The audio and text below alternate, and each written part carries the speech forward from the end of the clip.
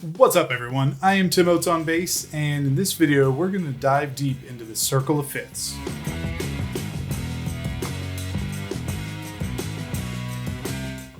Okay, so in a previous video on practicing your scales, I'd actually brought up the circle of fifths, shown everyone how to use it for the practice method in that video. But I got some comments saying that some of you might be interested in a little bit more of a deep dive. So that's what we're here to do today. We're gonna dive deep on the circle of fifths. It's going to be really heavy in music theory. That's okay. But I'm going to try to explain how it came about, explain how it's used, and maybe give you a little bit of a way to apply it. If we're talking about guitar and bass and things like that, a lot of times those musicians only know how to read tab and don't know how to read traditional music notation. But actually it's the traditional music notation that really helps to bring through the magic of the circling, where you can kind of see how it came about. So we're going to be focusing a lot on that, but I did include the tab for everything we're going to talk about, so that way, depending on what you're most comfortable with, you can focus on the right thing, and hopefully it'll kind of pull it together. If you remember, the way that we go through the circle of fifths is we start with C major, and then we go to the fifth position. So we're just going to start there. C major goes through all of the natural notes. There's no sharps and no flats. C, D, E, F, G, A, B, C. There's no sharps, no flats. The next position in the circle of fifths is G major. So let's look there. So G major, but we're still in the C major key. If you've looked at any notations, sometimes there's sharps or flats up here by the time signature, right by the treble clef or the bass clef, depending on what you're looking at. And that is setting what the key is. If there's nothing there, then it means you're in the key of C. So when we look at a G major scale, but we're actually in the C major key, it goes through and the notes are all natural except for one.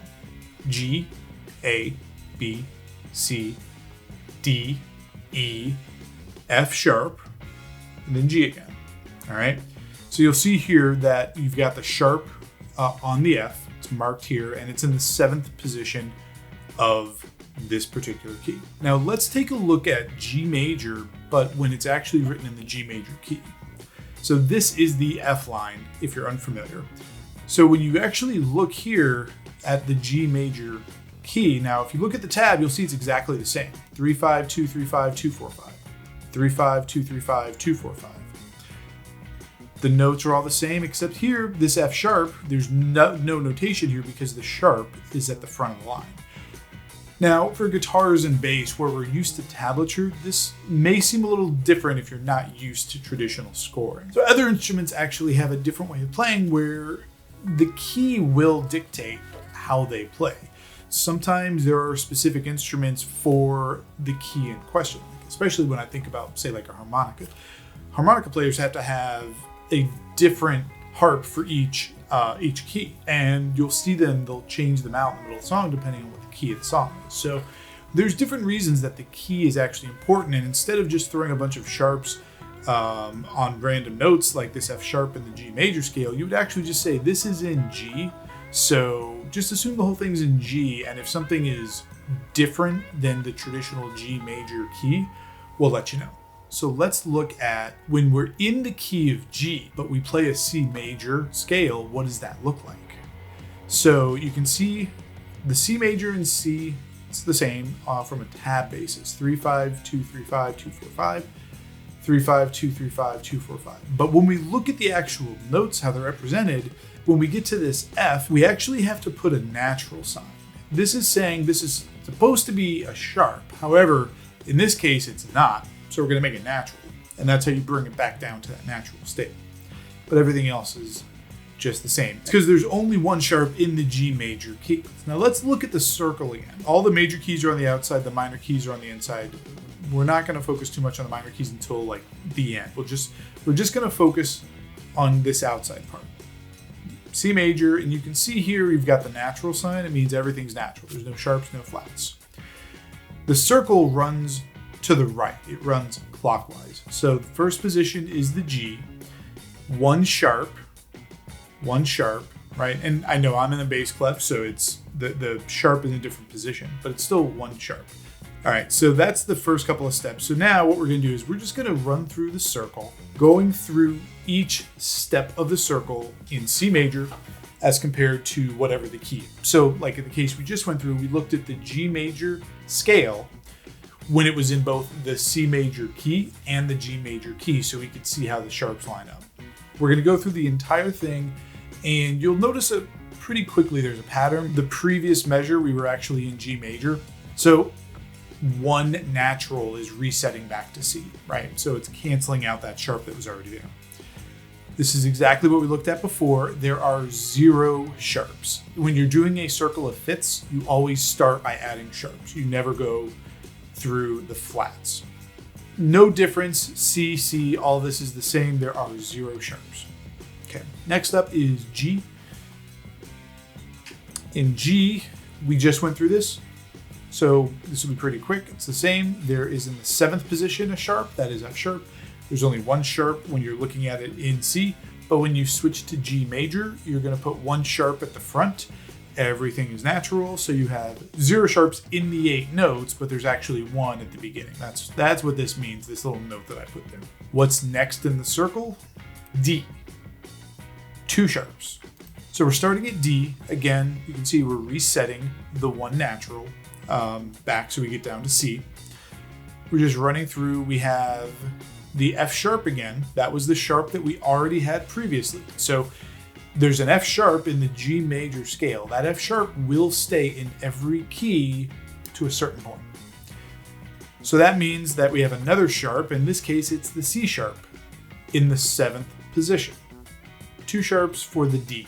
Now you'll notice that this isn't lining up. You see here that it's this lower C that's getting the sharp. This applies to any C no matter where it is, but you only need the 1 sharp to show that. So we've got the F, we've got the C, we're just adding on. There's the F sharp, there's a C sharp, but everything is natural. 0 sharps, even though there are 2 in there because we're in the key of D. Next is A. So we can already see there's 3 sharps. It's gonna look like that. So A major, canceling out the D, going back to C major as the key. Oh, there's our C sharp, which we brought in from the previous one. There's our F sharp, which we brought in from 2 steps ago. Now in the 7th position is the G sharp. That's our 3rd sharp, right? Going through 3 sharps on the individual notes. And then when we add in our A, we get 3 sharps, but everything is natural, even though we still have the C sharp, F sharp, and G sharp. 0 sharps on the individual notes, 3 up front. Starting to see the pattern? Next up is E. Let's look at the circle real quick. E is going to be 4 sharps. Canceling out, going back to the C. There's our F sharp, G sharp, C sharp. The new one is in the 7th position again and is a D sharp. Now we have 4. When we actually change this to E, it's 4 sharps. And there you can see everything's natural. The next one is B. We're going back to C major as the key. There's our C sharp, D sharp, F sharp, G sharp. The new one is A sharp in the 7th position. Now we're up to 5, and if you know your notes, you know that there's actually only 5 accidentals in the chromatic scale. So we now have 5 accidentals. How do we continue this? This is where it starts to get a little bit more interesting. 5th position of B is F sharp. F sharp. Canceling out the 5 sharps for the key brings us back to C major. There's our F sharp, there's our G sharp, there's our A sharp. The B is natural. C sharp, D sharp, those are the 5 that we already had. What's the 6th one? Well, this should be the sharp, but it's an F, but we have an F sharp. There's no E though in the scale. But technically a scale requires all 7 notes, either natural or with an accidental. Let's look at what happens when we actually go to the key of F sharp. All right, so again, when we look at the tab, it's the same, 2-4, 1-2-4, 1-3-4, 2-4, 1-2-4, 1-3-4.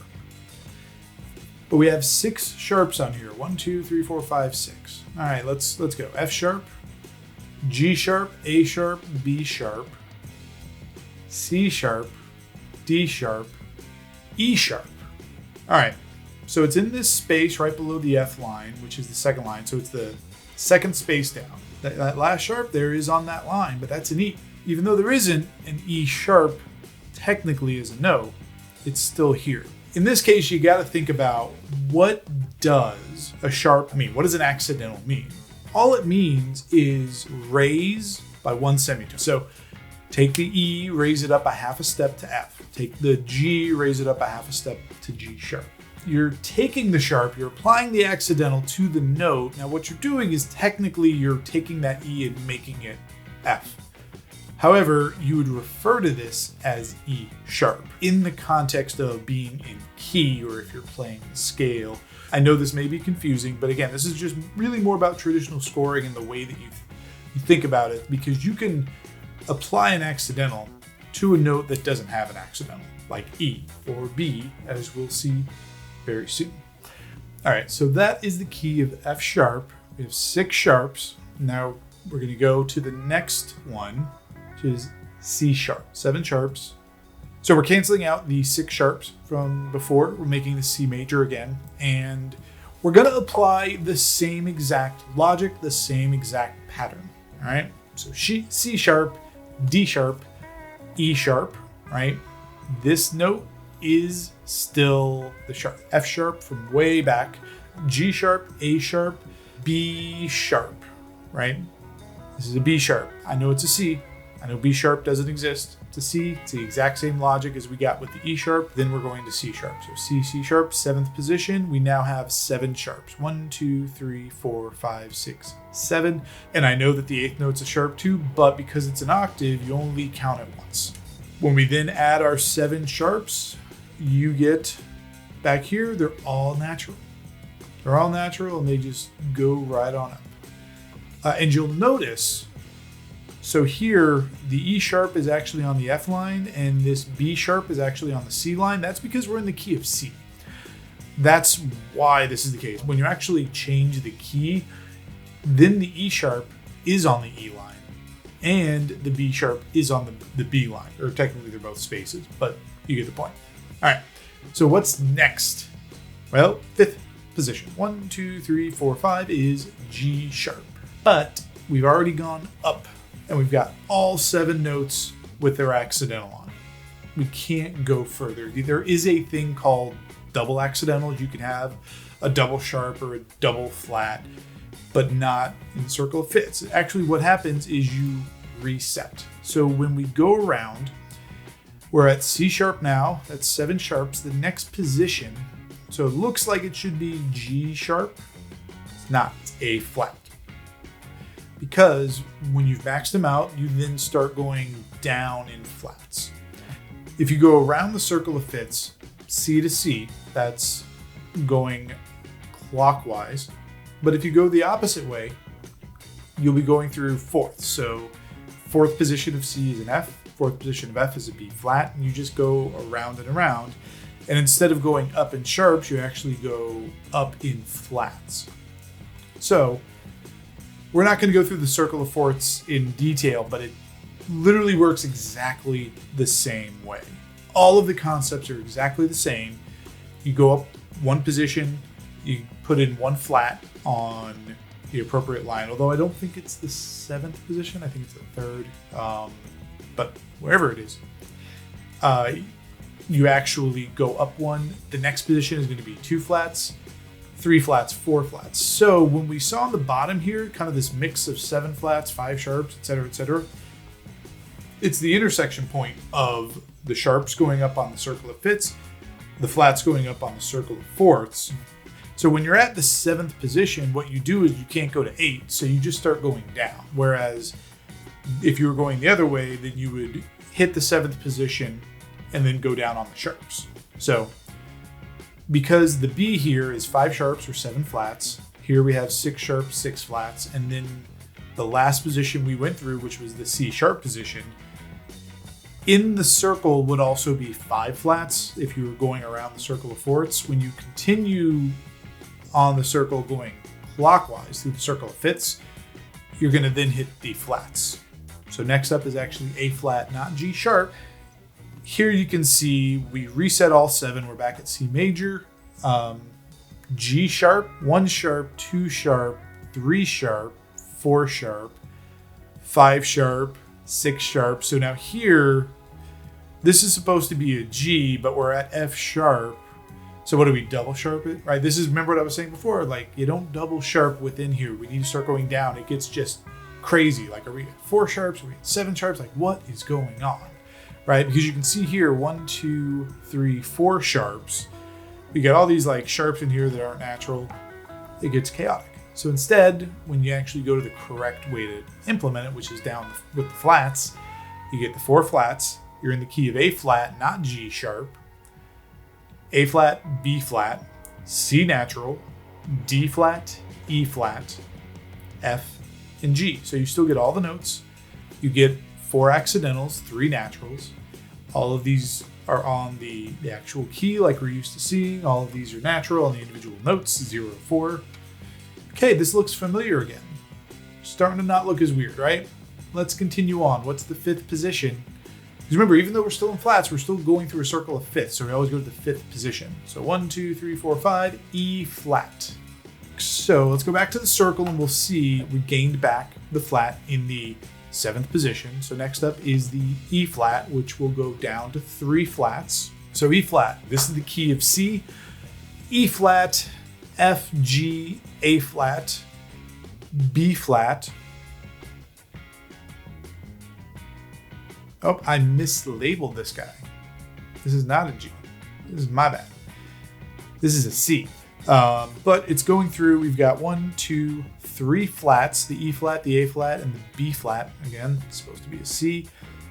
Everything looks good here. When we actually apply the key signature, everything's natural. There's our E flat, there is our A flat, there's our B flat. We gained back the D. We continue on. The 5th position of E flat is B flat. That's right, that's what's next, B flat. 2 flats in this one. So here we go. We've reset the 3 flats there. We're back to C major. We've got our B flat and we've got our E flat in our 4th position. We're gaining back the A flat. This is now natural. This is now just A. We actually look at in key, same thing, all natural going up. Everything has 1 note. You got the B flat, got the E flat, we got 2. And when we go to the next position, right? 1, 2, 3, 4, 5. This should be F. That's right, F. 1 flat. This is it. This is our last position before we're back to C natural. You can see here we're resetting to C. F. 4th position is that B flat. It's the only one we got in there. Everything else is good to go. And same thing, 1 flat here. We're actually in the key of F. Everything has 1 note, just like we would expect. So that is the circle. That is how it came to be. It's actually the magic of it, right? It's all about key signatures. It's all about how do you remember where you're at. And if you're reading traditional notation, you can glance and go, oh, there's 3 sharps. And I know that means I'm in the key of A. Okay, so let's just round out everything you know about this actual chart. So we've gone through the outside ring, which is the actual key signatures, the way they look on a scoring sheet, on the notation. Again, this is in treble clef. I did everything in bass clef. It's no difference. You could just swap them out. The concepts are all the same. It's just what kind of an instrument are you playing? Here we have the actual notes of the major scale. And when we get to the 5th position, we start to also get the equivalent flats or sharps, just depending on if you're running counterclockwise or clockwise. Counterclockwise would be circle of 4ths, clockwise would be a circle of 5ths. They intersect here kind of at the bottom on the 5th, 6th, and 7th positions. And it's just knowing, are you going 7 sharps, then 4 flats, or are you going 7 flats, then 4 sharps, depending on which way you're moving. The only thing we haven't covered is the inner ring, which is the minor keys. And here's the thing. The key of A minor is exactly like the key of C major, all naturals. There's a reason for that. It's because technically the minor scale is the 6th position mode of C major. If you didn't know that, there's a little knowledge for you. If you're interested in learning more about modes, drop a comment, let me know. I'll put together a video. I actually haven't studied modes in many years, but If you want to see it, I'll go brush up on my modal theory and put together something. But this much I definitely know. The minor scale 6th position mode, which is why you start with C major or A minor on the circle of fifths or the circle of fourths, now that we've covered that. And you can literally run through it the same way. Now let's talk about application. Probably the biggest thing of how you might use this would be harmony. You say you have 2 guitars, you're doing dual leads. Bird Affinity does this a lot where they're going to do dual leads, but they're actually going to harmonize them. They're not going to play the same notes. First position you always go is the 5th. It's always where you start. Now, it doesn't mean you end up there. Sometimes there's a very specific reason to do something different. Try the 3rd or 7th or 9th, or, there's different reasons for doing different things, but almost inevitably, everyone's going to start with the 5th position. Say, okay, let's harmonize, start with the 5th. There is a natural progression of going from your root to your 5th, or your root to your 4th, honestly. I mean, think about those 4 positions. Root, 4th, 5th. That is a blues scale. That is a standard 12 bar. It's all around the 1st, 4th, and 5th. And in fact, I think you'd be hard-pressed to find a lot of modern songs that aren't surrounding the 1st, 4th, and 5th in any key. Yes, you're going to use other keys in there. It's not that the rest of them are off the table, but that 4th and that 5th, those are the dominant ones. In fact, that's what they're called. They're the dominant chords within any given key. If you're talking chordal theory, there's something out there that says if it sounds right, it is right. And it doesn't necessarily mean that there's a theoretical reason that it is right, but sometimes there is, right? This is the theoretical reason that when every time you do something, you immediately go 4th or you immediately go 5th. This is why. But you can actually hear this in some modern songs. Now, there's a whole bunch of things you can look up. I'm going to start with the most obvious one, which is probably the first time I was really exposed to a circle of fifths in modern times, and it's Hey Joe by Jimi Hendrix. Literally, it is the circle of fifths. It's the first 5 positions. First, I'm going to just play you what the circle itself sounds like. So here is the ascending, and this is all within 1 octave.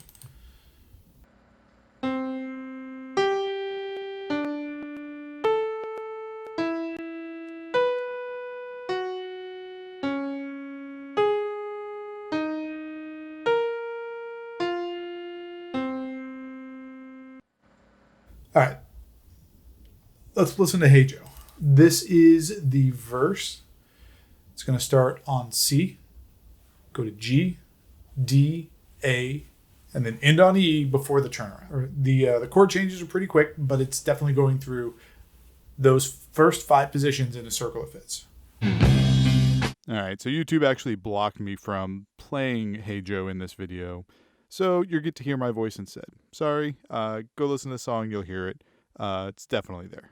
The verse of Hey Joe is the first 5 positions of a circle of fifths. And it sounds great.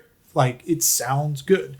That moving through the fifths, it's very natural. It just sounds really good. And I'm not saying go out and write a bunch of songs in a circle of fifths. I doubt that Jimi Hendrix was writing this going, I'm going to use a circle of fifths. The more you know about music theory and the more that you understand, the more you can apply it and at least help kickstart a little bit, especially when you're stuck. That's usually when I use music theory the most when I'm writing, is when I'm stuck. Otherwise, I'm just playing and letting my ears guide me, which really is what you should do. Let your ears guide you. Don't constantly think about music theory, but know it so you can use it when you do need to.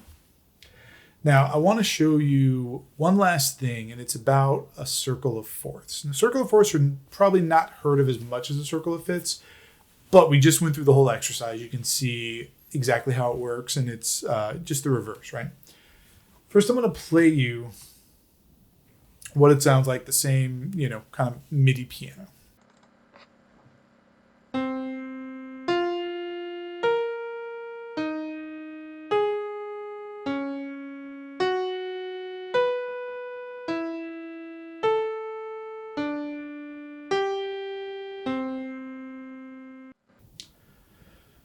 Now, it's not exact, but that sounds really familiar. Really familiar. Sounds kind of like this, doesn't it?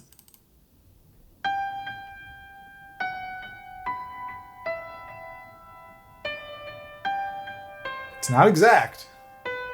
It's close. That's if you don't know, that's "Welcome to the Black Parade" by My Chemical Romance. When I heard that MIDI formation, that MIDI piano going through a circle of fourths, the first thing I thought of was "Welcome to the Black Parade," and I actually went and I got the piano score and I went through, and it's pretty remarkable. Again, it's not exact, but G to F sharp, that's not a fourth. Then to a B, that is a fourth. Then an E, that's a fourth. Then a D, it's not a fourth. D to G is a fourth. G to C is a fourth. C to B is not a fourth. B to E is a fourth. E to A is a fourth. A to D is a fourth. Those are the notes for that intro piano sequence. And then when it resets, it's going D at the end of the line to G, which is the beginning of the line. That's also a fourth. So of 11 intervals in that transition, going through the whole thing and then repeating, all but 3 of them are fourths. There's only 3 that are not a fourth. So it's, again, not exactly a circle of fourths. And I do not think My Chemical Romance was sitting around writing this going, we should do this as almost a circle of fourths, but a little bit different.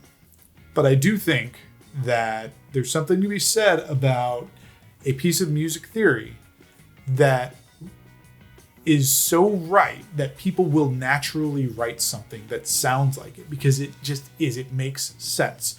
It answers a lot of questions on how you get key signatures. It answers a lot of questions on rules of cadence, like what chords should go to other chords and what notes should go to other notes that sound right, just kind of naturally. All of that is encompassed, and you hear it all the time through popular music. And I just love this example because you can tell that they weren't writing this thinking circle of fourths. There are intervals in here. There's 3 intervals that do not have a fourth in it, but everything else does. And it's just because they wrote it, they went, this sounds good. And it just happens to be almost a circle of fourths.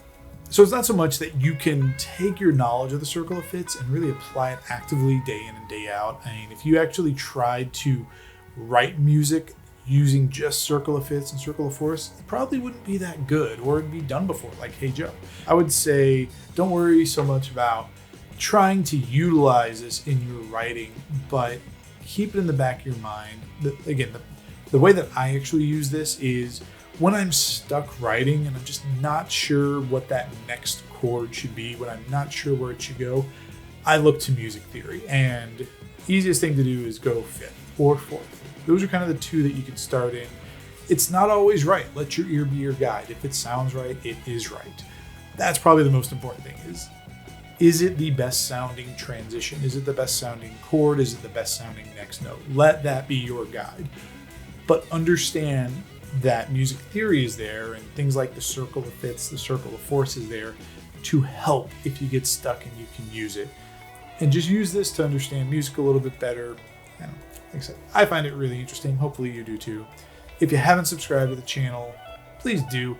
Put out videos basically every week, and ring the little bell and you can get notified when I do put videos out. If you like the video, please give it a like, drop any comments, let me know what's on your mind. You keep making beautiful music, and I will see you in the next video.